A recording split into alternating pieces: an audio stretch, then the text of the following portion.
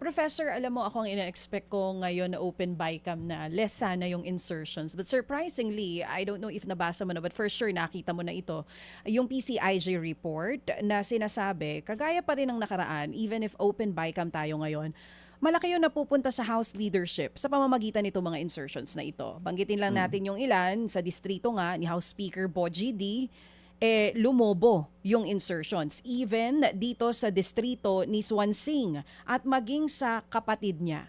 May sinasabi din dito sa PCIJ report na hanggang ngayon daw may impluwensya pa rin ang dating Speaker Romualdez dito sa budget. Anong tansya mo dito, JC? Well, nagmumula ito, DJ Chacha, doon sa 2013 Supreme Court decision. Actually, yun ang sinisisi ko dito.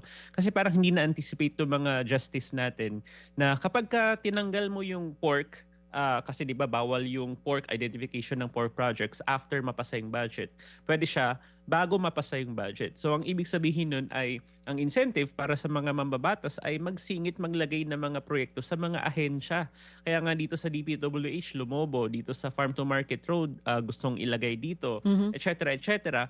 So ang ibig sabihin nun ay kung hindi ka malapit doon sa leaders sa Kongreso, especially sa House Speaker, ay wala kang makukuhang pera para sa distrito mo or sa party list mo halimbawa. So ang incentive ay talagang mag-a-align ka doon sa kung ano yung politika na gusto nung House Speaker. Kaya lumabas yung idea ng supermajority sa Kongreso, di ba?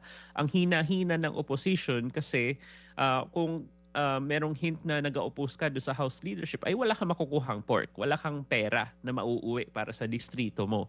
So ganun eh. So kaya hindi nakagulat-gulat itong mga findings ng PCIJ na kung sino yung mga leader na congressional leaders na napupunta dito sa House Appropriations Committee ay sila rin yung nakakakuha ng malaking bahagi ng pork at yung mga kaibigan nila sa Kongreso at colleagues nila.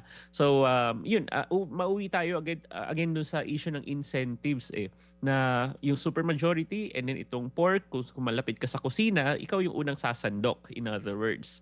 Ganun siya. Mga kapatid, brothers and sisters, saan ka pa? Dito na tayo sa totoo. Dito na tayo sa True FM. Mga kapatid, mag-subscribe and follow po kayo sa social media accounts ng True Network PH. Yan po kami. Hanapin nyo lang True Network PH, Facebook, Instagram, YouTube, TikTok, and podcast. Mapa-Apple or Spotify man yan, mahahanap nyo kami. Lahat ng mga napapanood at napapakinggan nyo po sa programa, nasa social media accounts namin yan. So, paano mga kapatid? See you sa social media! Ito tayo sa totoo, tunay at